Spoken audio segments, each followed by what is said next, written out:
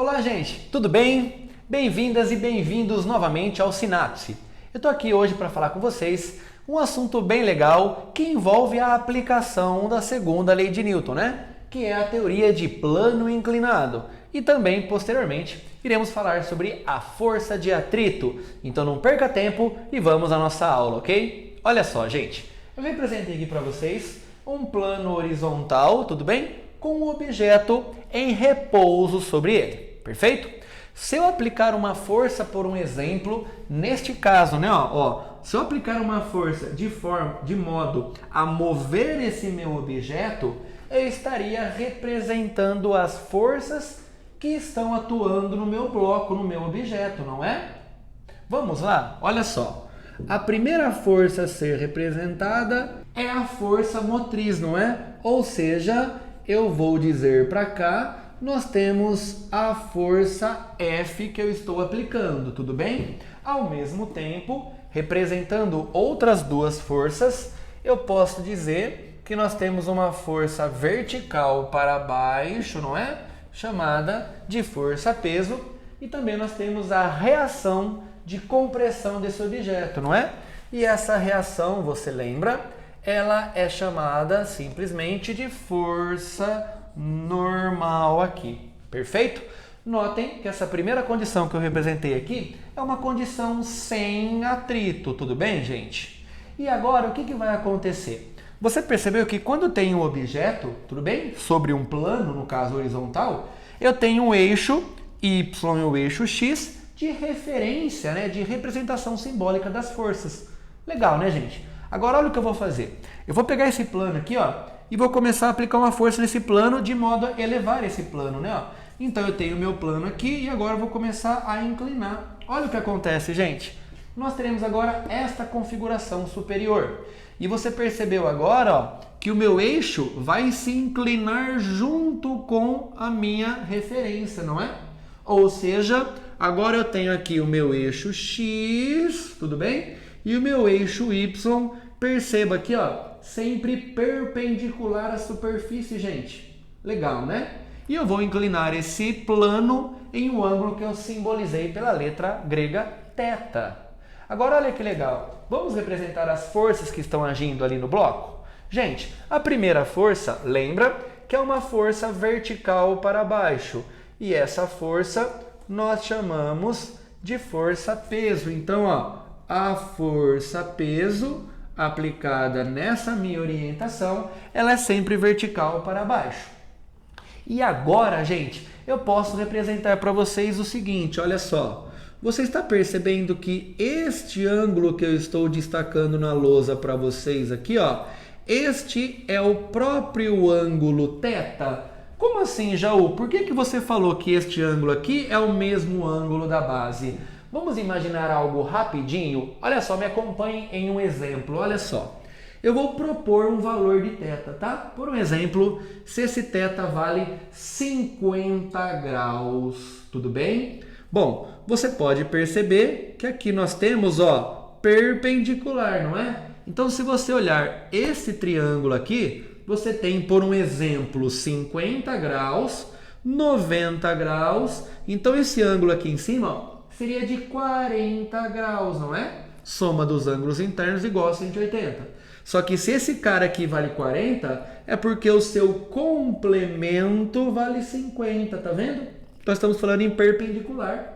Então, eu vou dizer sempre que o ângulo da base é o mesmo ângulo aqui. Tudo bem? E agora, eu posso decompor a força-peso, gente. Lembra? Você percebe que, esta força-peso nada mais é do que a componente, né? Eu posso representar, olha só que legal, esta componente para cá e eu também posso representar, olha que legal, esta componente para cá. Você viu que legal, gente? E aí, lembra da decomposição vetorial? Você pode perceber que esta componente, olha, ela está sem o ângulo e esta componente está com o ângulo, o que a gente chama de Px e Py. Mas a verdade, gente, esta força é a força-peso, olha que legal, seno do ângulo, ela está sem o ângulo, tudo bem? E esta força aqui, ó, ela será a componente, olha que legal, peso cosseno de θ, olha que legalzinho aí, você percebeu?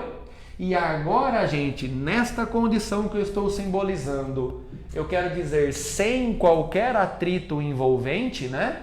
No caso aqui, tá vendo? Ó, o meu objeto, vamos pensar que ele está em movimento, né, ó, de descida, perfeito? E é lógico que nós temos que representar a força de reação do solo, né, gente? Aqui chamada de força normal. Em um plano inclinado, gente, você percebe que o objeto ele vai descer, no caso, ó, na orientação em X. E como em Y você não tem movimento, é muito usual dizer que a força normal será igual à componente P cosseno, né?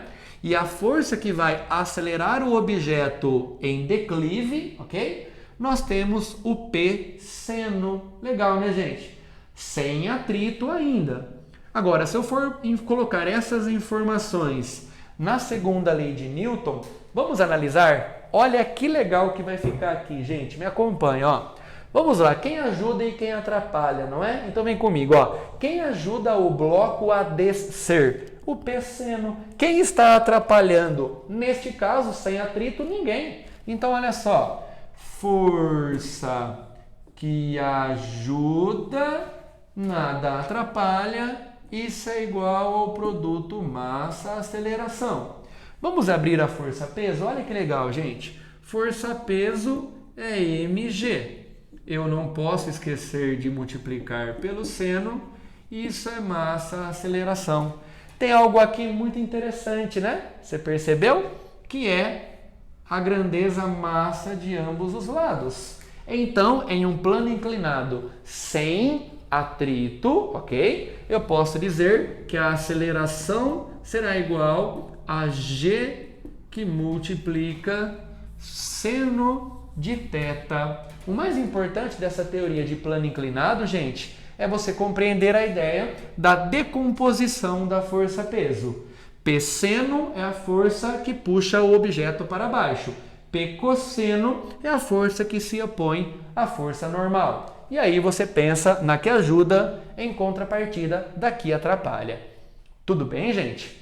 Como eu estou dizendo, a priori, esta situação que eu elaborei é uma condição sem atrito. Eu vou até escrever para você aqui, ó. É uma condição, no caso, sem atrito, tudo bem? Nossa, Jaú, e se eu estivesse, por exemplo, aplicando uma força para cima, fazendo o objeto subir? Se esse movimento fosse acelerado, como é que vai ficar a segunda lei de Newton, gente? Vamos lá? Ia ficar como? Força que ajuda menos força que atrapalha, que está puxando o objeto contrariamente, ok? E isso vai ser igual a massa vezes a aceleração.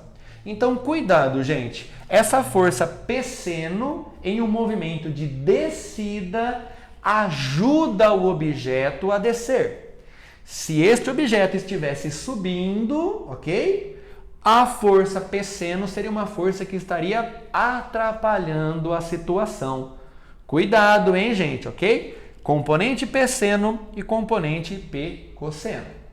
Agora, como é que eu faço para compreender a ideia da força de atrito? Gente, olha só que bacana, me acompanhe, olha só. Eu representei aqui uma pessoa, tudo bem? Não pode ser um operário, uma pessoa aqui, que ela queira aplicar uma força nessa caixa, de modo a fazer a caixa entrar em movimento. Então, o que eu fiz? Eu vou representar aqui simplesmente, olha só que legal, a pessoa aplicando uma força para frente, ok? Ah, aqui nós temos também, olha que legal, a força de reação normal. E eu vou representar aqui no cantinho, nós temos aqui também a força peso.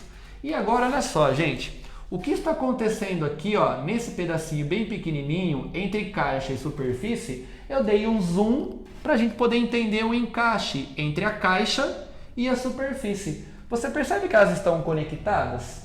É por isso que a gente fala que no cotidiano É mais fácil manter o movimento do que começar o movimento, pois nós precisamos quebrar a inércia. Imagine um objeto pesado, um armário, não é? O que acontece? Se esse armário você retirar as coisas de dentro, fica mais fácil empurrar, não é? Porque você está diminuindo a massa, diminuindo a inércia, tudo bem, gente? E se você pegar um armário, é muito difícil você começar a movimentá-lo e depois, na hora que ele entrou em movimento, é fácil você empurrar. Por isso que na física a gente fala que é mais fácil manter o movimento do que começar um movimento. Para começar a empurrar os objetos é mais difícil. Então eu representei aqui para você esse encaixe, né? Ó, microscopicamente está ocorrendo um encaixe entre caixa e superfície. Legal, né, gente? Então o que eu posso dizer? Que a superfície vai oferecer uma força de resistência a essa ruptura. Tá vendo? E essa força de resistência é chamada de força de atrito, que se opõe a um movimento. E essa força de atrito depende de algumas situações, não é, gente? Vamos começar a conversar? Olha só, você já viu, por exemplo, no esporte, no futebol, uma pessoa, um atleta ou uma atleta que se joga de joelho na grama para comemorar o gol, não é? Agora, imagine a pessoa fazer isso no asfalto. Não tem para que ela fazer, né, gente? Porque é uma superfície mais atritosa, mais rugosa. Então, quando eu falo atrito, eu preciso pensar em duas dependências. O atrito depende da superfície em contato. Se a superfície é áspera, rugosa, ou se a superfície é lisa. Por isso que eu vou escrever que o atrito depende da superfície de contato, tudo bem? E o atrito também depende do peso do objeto, da massa. Mas como nesse caso nós temos que peso também é igual ao normal, no movimento retilíneo, eu vou dizer que como normal é igual ao peso, eu vou dizer que o atrito depende da superfície e também depende da força de reação de compressão no solo. É por isso que nós vamos escrever que a força de atrito ela será um μ, que é uma constante, ok? Coeficiente de atrito, vezes a minha força normal. Se você aumenta a força peso, você aumenta a normal, aumenta por consequência a força de atrito. Agora, quando você coloca em um plano inclinado, a normal é igual a P cosseno. Então, quando você vai inclinando o plano, a força normal, devido a multiplicar o peso cosseno, a normal diminui. Se você diminui a força normal, por consequência, você diminui a força de atrito. É assim que acontece, por um exemplo, na Fórmula Indy, né? Circuito oval em um plano inclinado. Tudo bem, gente? A última dica que eu te dou é tomar cuidado caso apareça um plano inclinado com atrito. Neste caso, como é que ficaria? Se o objeto estivesse descendo, você teria P seno que ajuda e você deveria subtrair o atrito, pois força que ajuda menos força que atrapalha, pois a força de atrito, não se esqueça, se opõe ao movimento. Isso seria igual ao produto massa-aceleração. Então, cuidado ao trabalhar a dinâmica do plano inclinado e também da força de atrito, gente. Tudo bem? Espero que essas dicas de plano inclinado e força de atrito tenham lhe ajudado. Fica um abraço gigante de toda a nossa família do Sinapse a todos vocês. Continue estudando, gente. Até a próxima. Tchau!